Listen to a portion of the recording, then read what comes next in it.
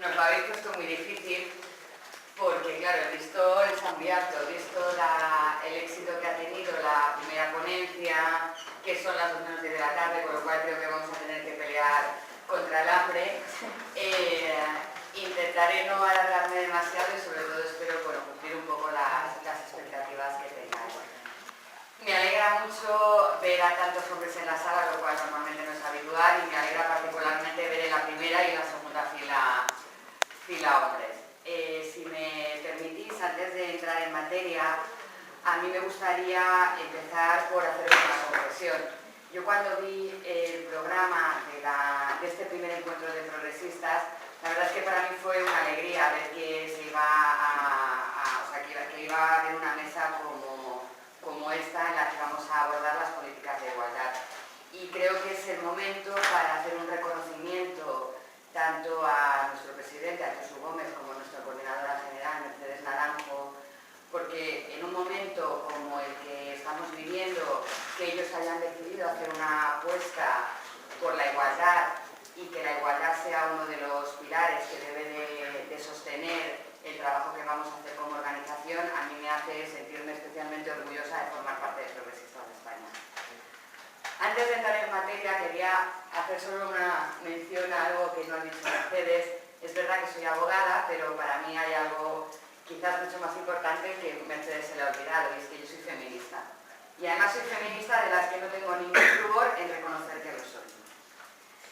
Entonces, bueno, para no alargarme mucho y ir entrando en materia, pensad que desde que el 1 de octubre del año 31, Clara Campoamor, en un encendido discurso a favor del voto de las mujeres, enfrentándose a otra compañera, que era Victoria Kent, pronunció una frase que a mí me parece una frase preciosa y una frase que deberíamos de tener de cabecera, que es la única manera de madurarse para el ejercicio de la libertad y de hacerla accesible a todos es caminar dentro de ella. Pues desde esta frase de Clara Campoamor han pasado 80 años. 80 años en los que la lucha de las mujeres ha sido incesante y ha sido un camino muy duro, un camino en el que siempre ha ido de la mano el feminismo y la izquierda o el progresismo. Es más, en un momento como el que estamos viviendo, en el que todos los días oímos que las ideologías han muerto, todos los días oímos que somos iguales, que entre el PP y el PSOE no hay diferencia. Precisamente en un momento como este es cuando las políticas de igualdad demuestran que todos los que somos y estamos en política no somos iguales y que todos los partidos no son iguales. En un momento de una crisis global es cuando más claro se evidencia que cuando hablamos de políticas como las que defienden los derechos de las mujeres, hay una diferencia clarísima, y esta diferencia es cómo se siente y cómo se defiende la igualdad. Y si os decía al principio que en este camino, si hablásemos a nivel mundial, feminismo y progresismo siempre han ido de la mano, si vamos a territorio español tendríamos que decir que las políticas de igualdad de género en este país siempre han tenido un nombre, y ese nombre es Partido Socialista Obrero Español. Y es así, es una de las cosas de las que nos tenemos que sentir muy orgullosos. Y es así porque en el año 83 concretamente, Felipe González coloca la igualdad como un objetivo político al constituir el Instituto de la Mujer. Y posteriormente es otro presidente socialista, en el año 2004, en el que no solo lo convierte en un objetivo, sino que convierte la igualdad en el corazón del partido y coloca la igualdad en el centro de la agenda política.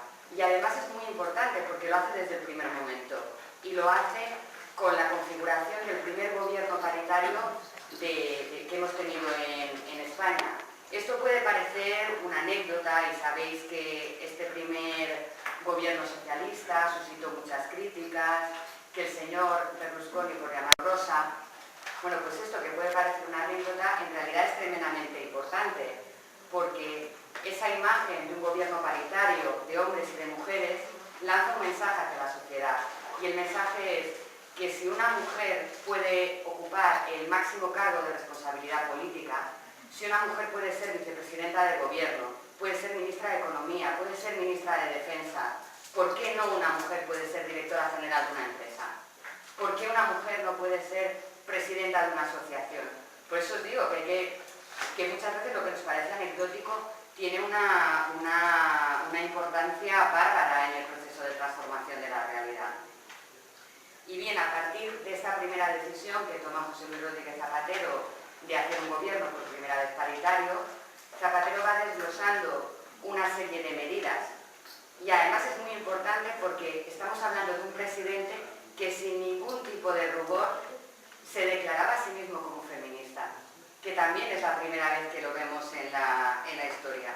Pues bien, este tipo de medidas que adopta el gobierno de Zapatero consigue colocar a España en un tiempo récord a la vanguardia de las políticas de igualdad, y no solo en Europa, en el mundo. Leyes como la Ley de Violencia de Género, que es la primera ley que se aprueba en el Parlamento, que es una ley que, como sabéis, se convierte rápidamente en un referente a nivel mundial y hoy por hoy lo sigue siendo.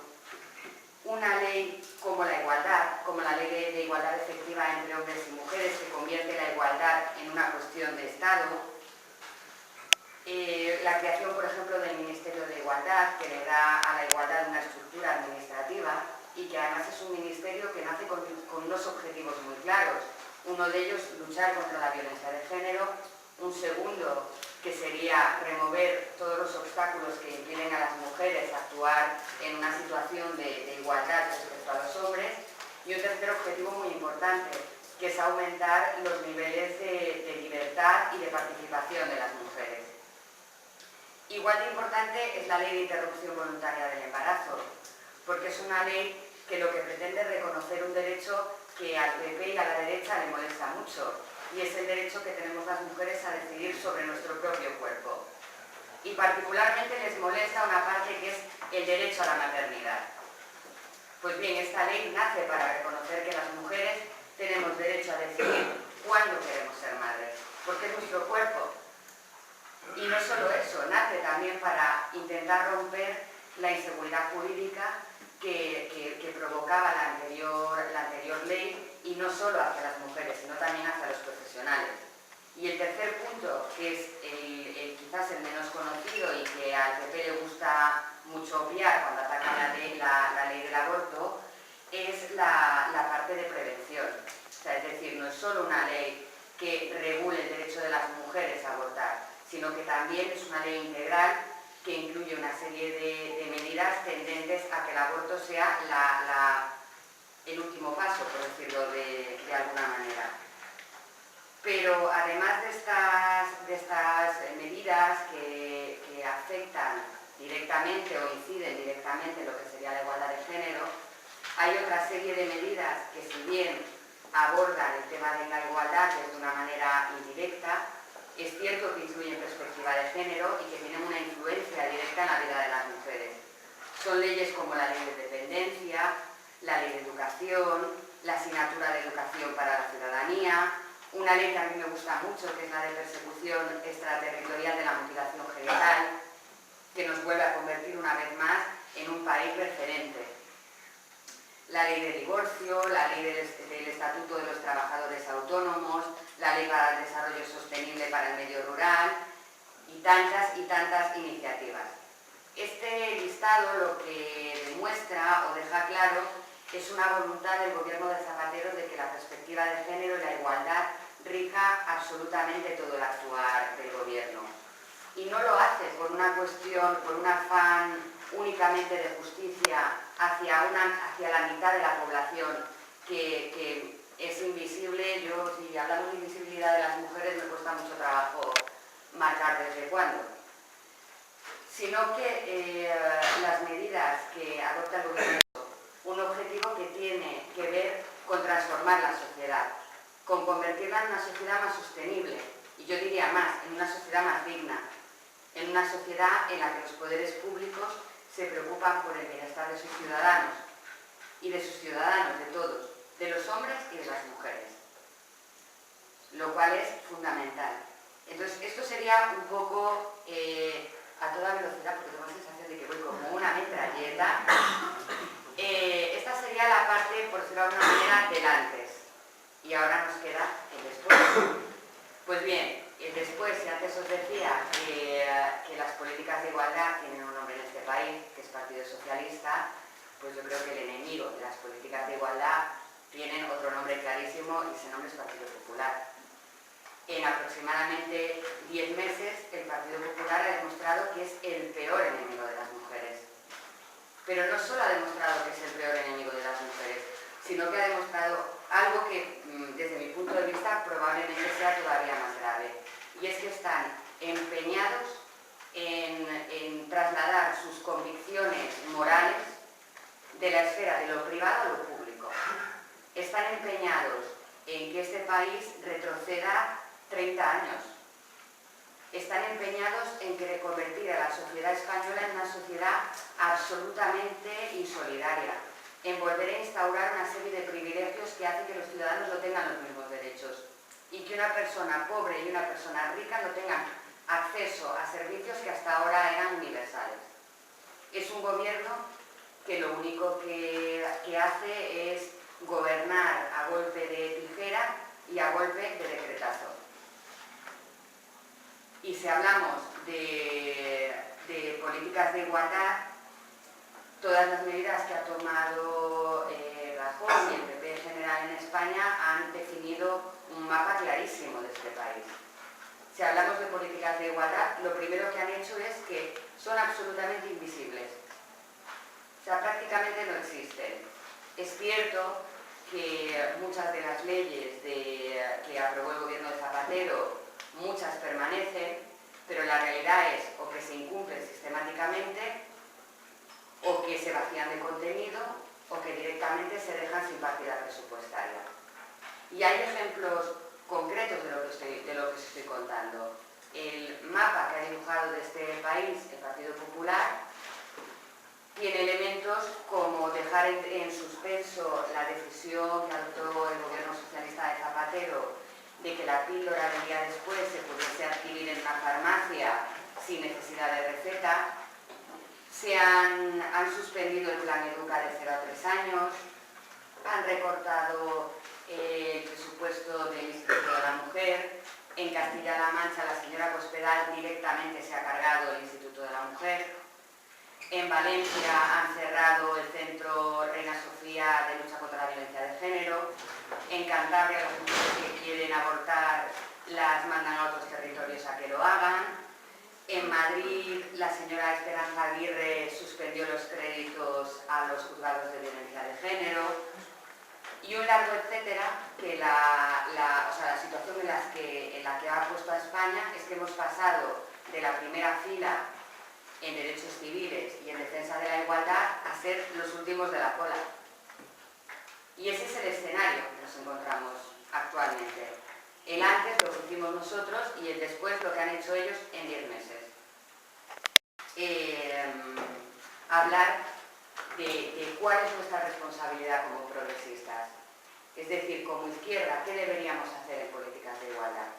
Desde mi punto de vista, por un lado deberíamos de reivindicar lo que hemos sido capaces de hacer como partido y como izquierda y que ha cambiado el mapa de este país. Y por otro lado, deberíamos de seguir avanzando en las políticas de igualdad. Y para poder hacer ese avance y poder transformar una realidad que hoy por hoy sigue siendo injusta, es muy importante definir cuáles deben de ser los ejes que de alguna manera orienten la acción política.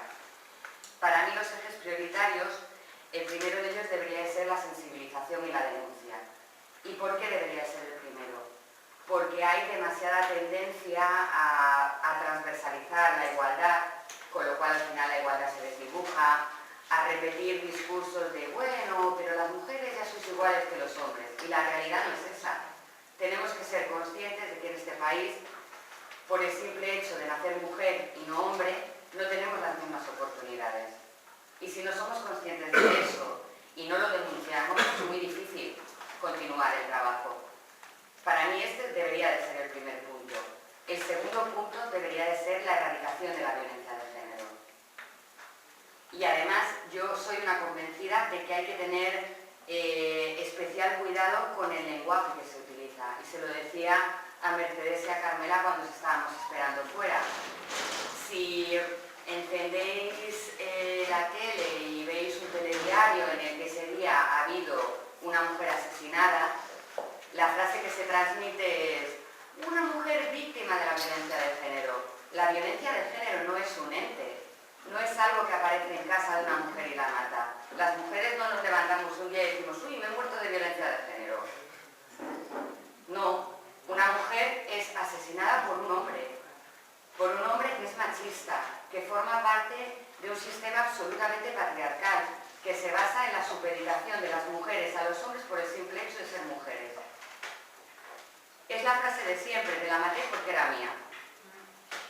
Y esto hay que erradicarlo.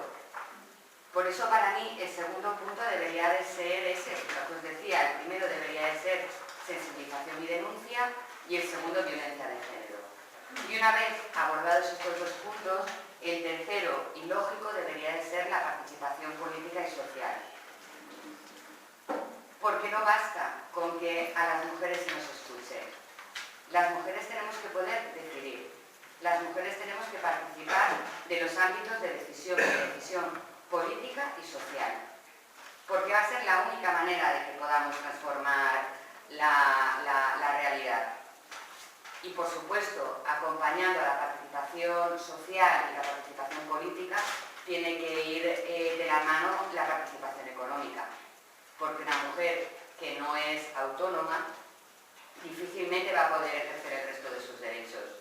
Y aquí hay que ser especialmente cuidadosas y cuidadosos con la denuncia de la discriminación laboral que siguen sufriendo las mujeres a día de hoy.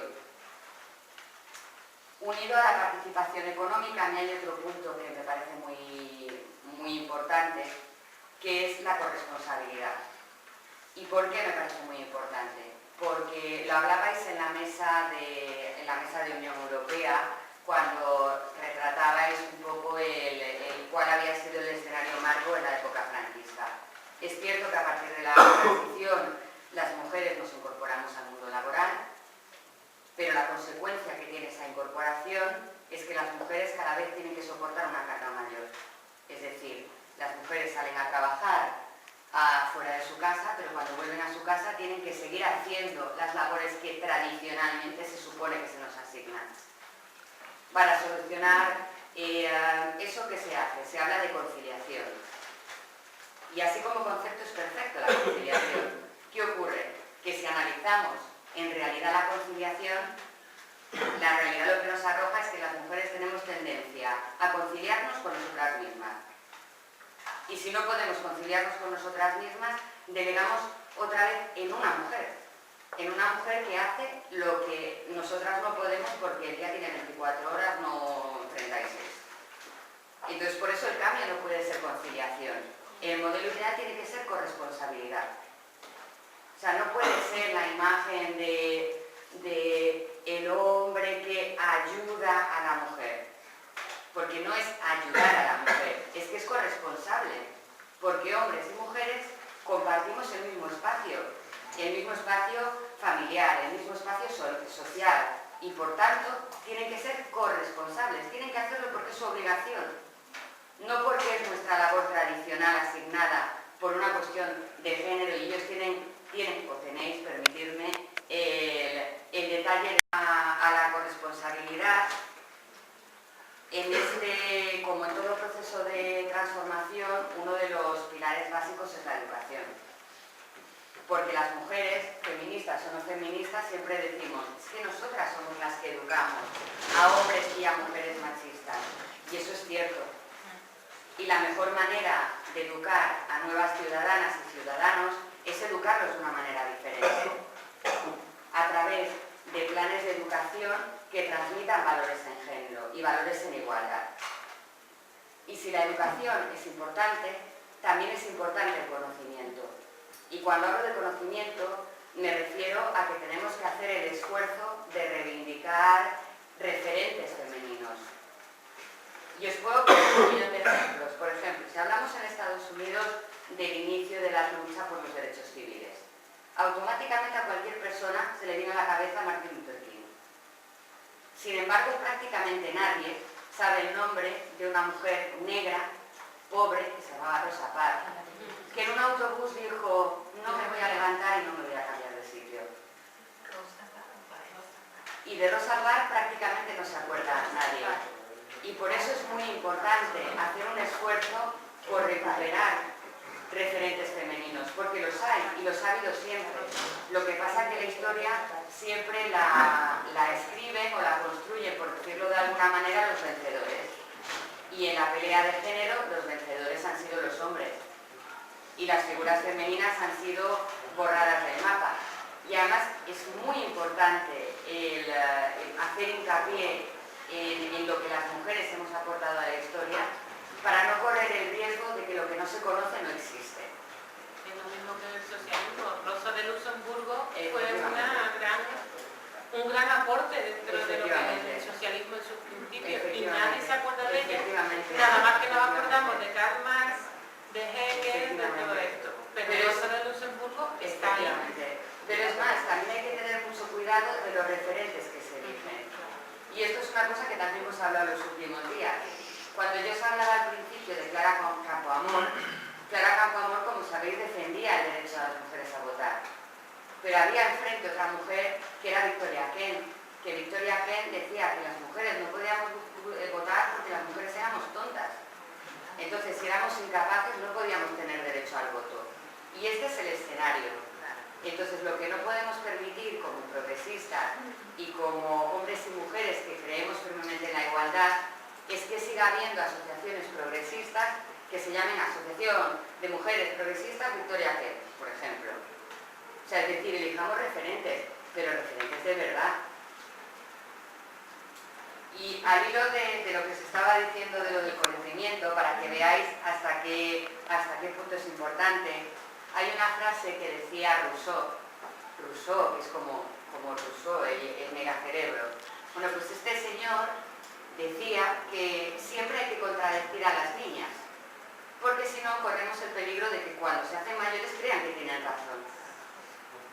Pues este tipo de información normalmente no se transmite.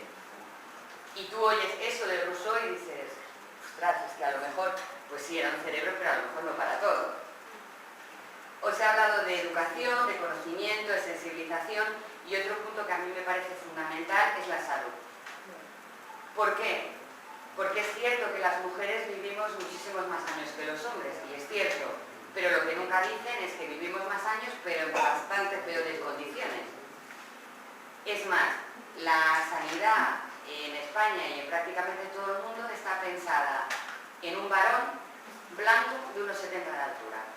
Y esto es tan así que os podéis encontrar que, me imagino que ahora ya con los recortes no ocurrirá ni eso, pero bueno, antes de los recortes la sanidad pública financiaba el Viagra, porque era un problemón, un hombre impotente. Sin embargo, la mitad de los medicamentos que intentaban paliar los efectos de la menopausia, la sanidad pública no los financiaba. Por eso es muy importante tener presente también el tema de la salud. Los médicos de familia recomiendan que se vaya a la herboristería. Claro. Para comprar isoflavones. Porque la mujer yo lo digo por mi madre, no por otra cosa. Que yo me quedé a cuadro cuando se lo dijo la médica. Digo, o sea, no hay ningún medicamento para ciertos síntomas que son... No los financiaban. Por nada. Además, tú si miras un listado, que además es muy complicado encontrar un listado en el que aparezca por géneros que financia la sanidad pública y que no. Pero cuando investigabas un poco te dabas cuenta de que todo lo que tenía que ver con los hombres sí tenía financiación y lo que tenía que ver con las mujeres no. ¿Por qué? Porque en el fondo siguen sus tratos de, bueno, es que las cosas de las mujeres y todas las mujeres somos unas histéricas, y entonces no es para tanto. Pues bien, además de la salud, otro punto muy importante es la imagen.